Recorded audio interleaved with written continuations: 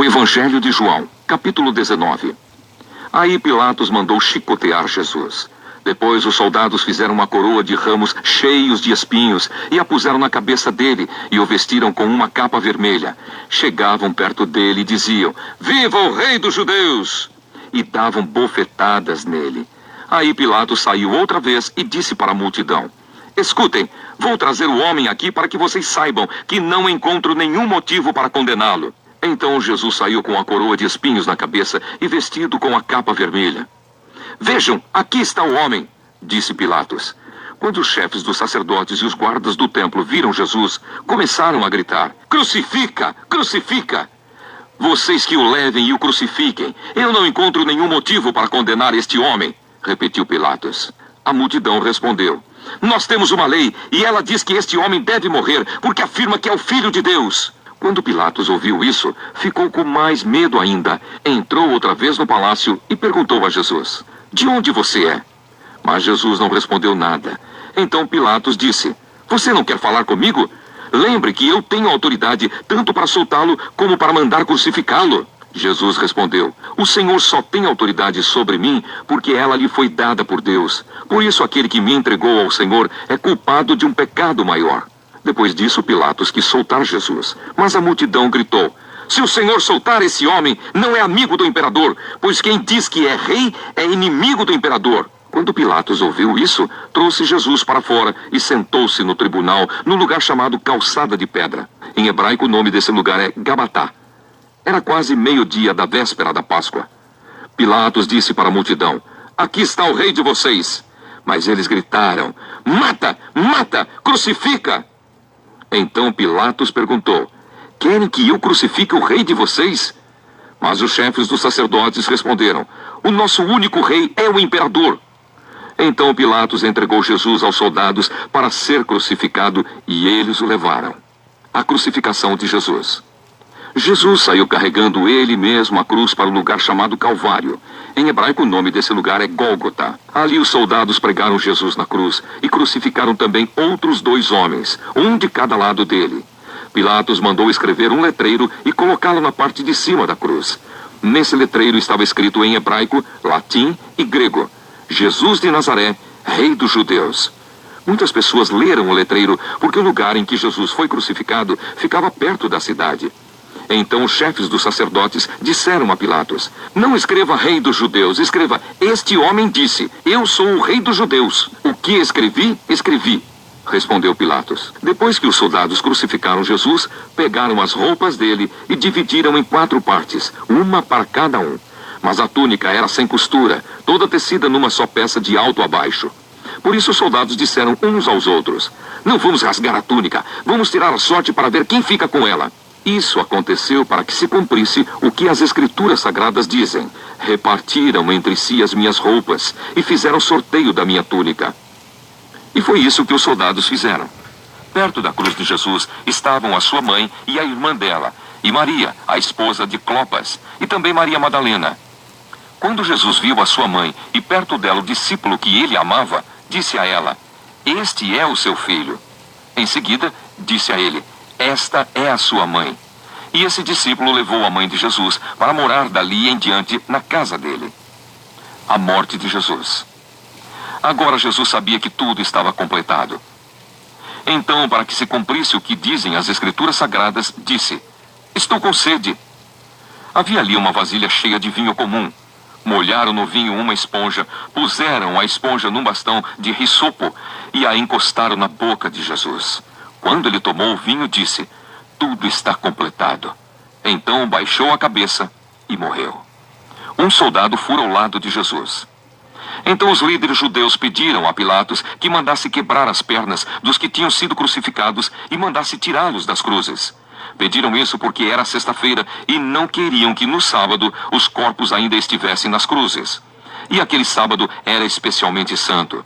Os soldados foram e quebraram as pernas do primeiro homem que tinha sido crucificado com Jesus. E depois quebraram as pernas do outro.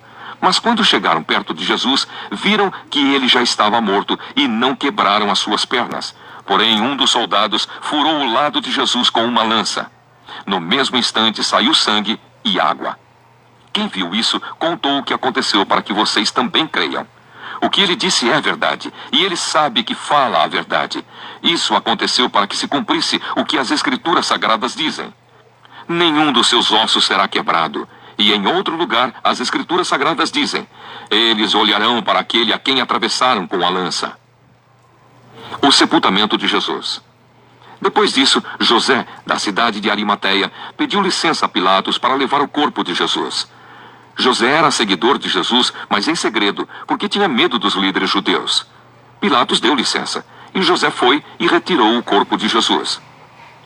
Nicodemos, aquele que tinha ido falar com Jesus à noite, foi com José, levando uns 35 quilos de uma mistura de aloés e mirra. Os dois homens pegaram o corpo de Jesus e o enrolaram em lençóis, nos quais haviam espalhado essa mistura. Era assim que os judeus preparavam os corpos dos mortos para serem sepultados.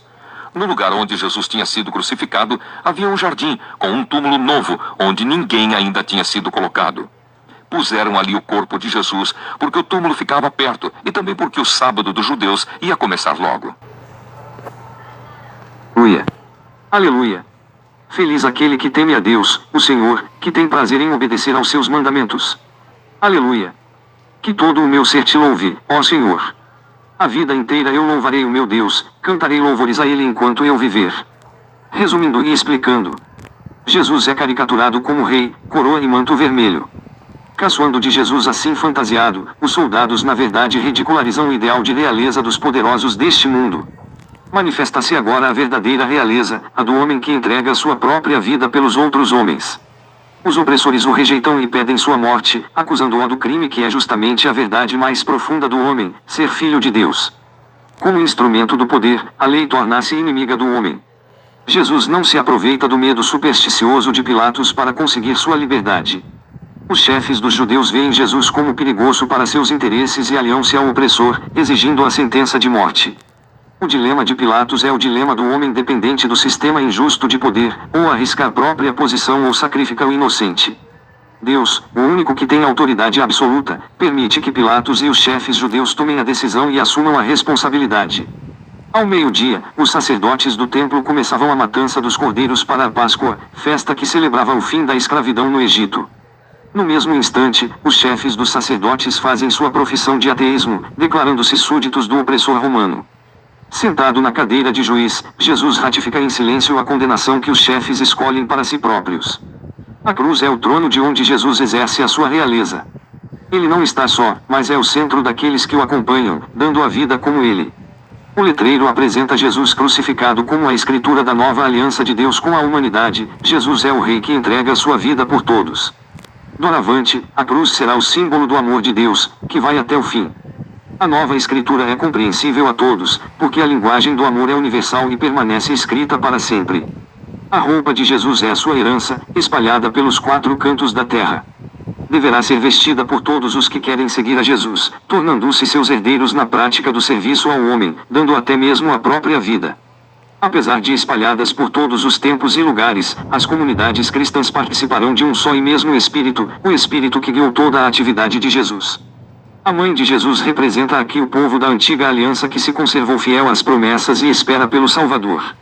E o discípulo amado representa o novo povo de Deus, formado por todos os que dão sua adesão a Jesus. Na relação mãe-filho, o evangelista mostra a unidade e continuação do povo de Deus, fiel à promessa e herdeiro da sua realização.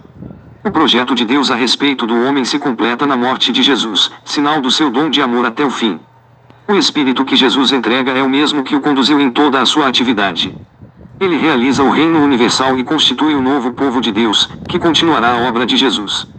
Morto na cruz, Jesus é o grande sinal, o ápice de todos os sinais narrados pelo evangelista. O sangue simboliza a morte, a água simboliza o Espírito que dá a vida, com sua morte Jesus trouxe a vida. Captar e testemunhar este sinal é questão decisiva, pois só através dele a história do homem vai encontrar a possibilidade de chegar à sua plenitude, dando lugar à sociedade livre e fraterna. É acreditando na vida de Jesus que o cristão continua a obra libertadora por ele iniciada. O drama da paixão termina da mesma forma que havia começado. Jesus está dentro do jardim do paraíso.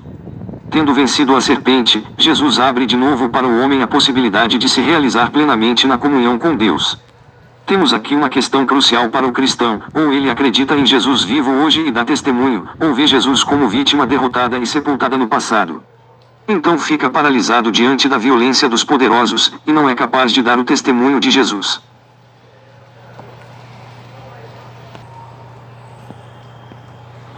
Irmãos, em nome do nosso Senhor Jesus Cristo, ordenamos a vocês que se afastem de todos os irmãos que vivem sem trabalhar e que não seguem os ensinamentos que demos a eles. Vocês sabem muito bem que devem seguir o nosso exemplo, pois não temos vivido entre vocês sem trabalhar.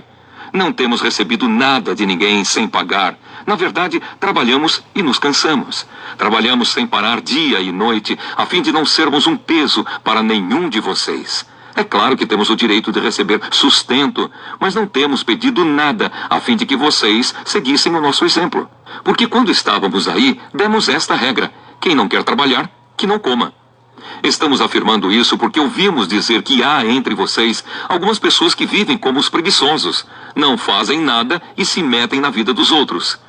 Em nome do Senhor Jesus Cristo, ordenamos com insistência a essas pessoas que vivam de um modo correto e trabalhem para se sustentar. Mas vocês, irmãos, não se cansem de fazer o bem. Se alguém não quiser obedecer ao que estamos mandando nesta carta, vejam bem quem está fazendo isso e se afastem dele para que fique envergonhado. No entanto, não o tratem como inimigo, mas o aconselhem como se aconselha um irmão.